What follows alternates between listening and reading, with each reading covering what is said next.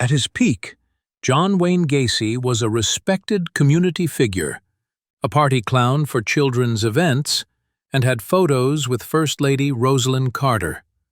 Under his house, the decomposing remains of 29 boys. Let that sit for a second. Now picture it. Late 1970s suburban Chicago, lawns trimmed, families smiling, and a man named Gacy running a successful construction business by day, throwing political fundraisers by night, and murdering teenage boys in between. When police finally searched under Gacy's house in December 1978, they found bones sticking out of the mud, like the floorboards were trying to confess. Investigators would spend weeks digging. In the end, 29 bodies buried under the house, 4 more dumped elsewhere, 33 victims total, all young males, most lured in with promises of work or parties. Most never stood a chance. But Gacy wasn't a loner. He wasn't some socially awkward drifter. He was the neighborhood's Santa, the go-to guy for favors and the literal life of the party. He even performed as a clown, Pogo the Clown. Do you think it's scarier when a killer hides in plain sight or when they're the stereotypical weirdo? Drop your thoughts below. How he got away with it for so long. Gacy's secret? Charisma and connections. He joined the local JCs, ran his own business, threw block parties, and shook hands with politicians. One of his most famous photos is with the First Lady. Secret Service cleared him. Let that sink in. But this was like Keystone Cops trying to follow me around. There's that one photograph of you and Rosalind Carter. Yeah, Mrs. Rosalind Carter. Well, the Secret Service tries to cover it up and said, well, we don't know how he got into the picture. Hell, I was in charge of the reception. I had to stand at the door and let them know which politicians were allowed in and which ones weren't. He also targeted vulnerable boys. Many were runaways. Some were rejected by their families for being gay. Gacy would lure them in with promises of jobs, booze, or drugs, then trap them in his house. His go-to move? The handcuff trick. He'd pretend to be a magician, ask them to try on the cuffs, and then say the key was part of the act. After that, things turned brutal. Pogo the Clown, the mask of madness. Gacy's alter ego was Pogo the Clown. He performed at children's hospitals, parties, and charity events. But what most people didn't know, his clown makeup was wrong. Professional clowns paint rounded features to look harmless. Gacy's were angular, sharp, intimidating. Some believe Pogo was more than an act. He was a persona that allowed Gacy to disassociate. But others think he loved the irony. The killer clown hiding behind a painted smile. Victim 0, Timothy McCoy. Gacy's first known victim was 16-year-old Timothy McCoy. He picked him up at a Greyhound station in 1972. According to Gacy, they had consensual sex. In the morning, Gacy claimed he thought McCoy was attacking him with a knife. John, how about Tim McCoy, the last one of the 5 that you say you have personal knowledge of? Tim McCoy, even though he's the last one, he's the first one. He's the first one, actually. Right. The first of the 33. Tim McCoy was the first one, and Tim McCoy's name wasn't put on him until 1988. Prior to that, he was known as Unknown Number 9, and he was buried by me in the Crawlspace. That's the only knowledge that I have of it. What was the circumstances of that? He was killed in the house in self-defense. And who killed him then? I stabbed him. Yeah, and it was an issue of self-defense. Why was he in the process of assaulting you, or what? He was coming at me with a knife. I just took the knife away and twisted it in his hand, and that's what killed him.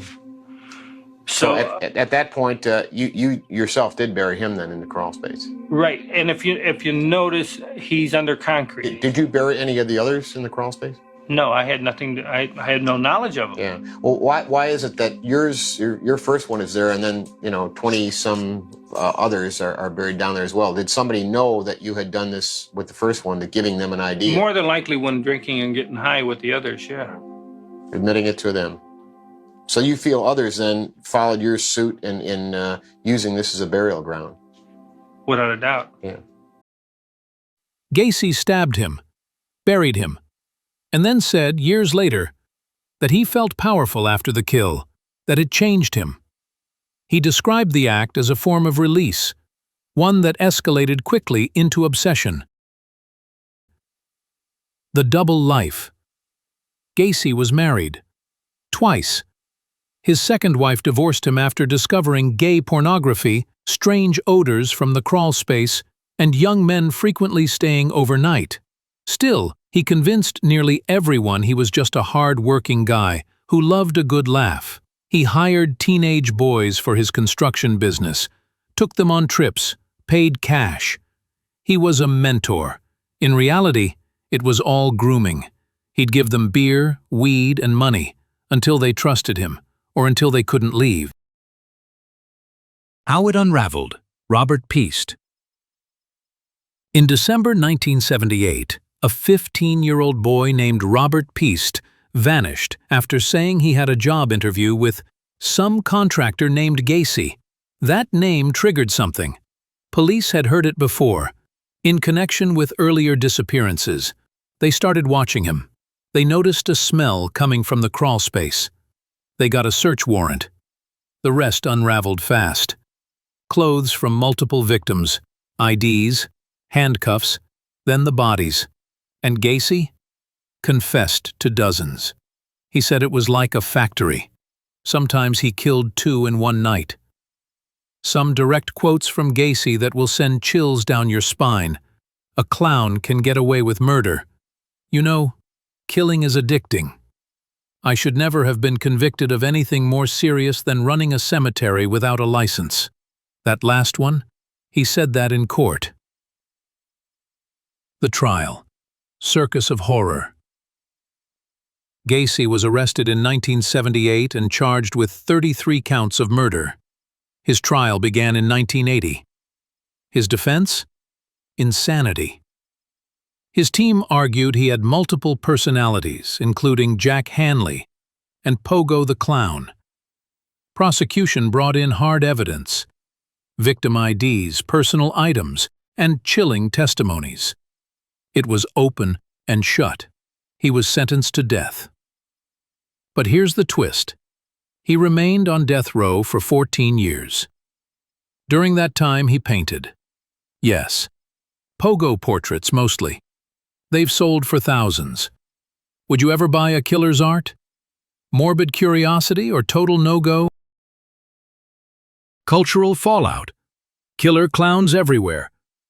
Gacy helped spawn the modern fear of clowns. Stephen King's It, American Horror Story. Countless documentaries, all rooted in that one chilling idea, the smiling face that hides the monster. After Gacy's arrest, clown bookings across the U.S. dropped by 37%. Parents just didn't want Bozo or Bubbles near their kids anymore. Pogo ruined it. The execution. Lethal irony. May 10, 1994. Gacy was executed by lethal injection. It was supposed to be clean, clinical, but the IV line clogged, took over 18 minutes. His last meal? Fried chicken, shrimp, French fries, and strawberries. Real basic. His last words? Kiss my ass. Of course. Victims remembered. As dark as Gacy's story is, what's worse is how many of his victims went unnamed for decades. At least 6 bodies remained unidentified until recent years. In fact, new DNA technologies have finally given names back to some of them. Families who never knew what happened to their sons finally got closure. 40 years later. That's the other horror of this story. How easy it was for lost boys to stay lost. The house is gone, but the haunting remains. Gacy's house at 8213 West Summerdale Avenue was demolished in 1979. Too many people were showing up. The smell, the history, the morbid curiosity.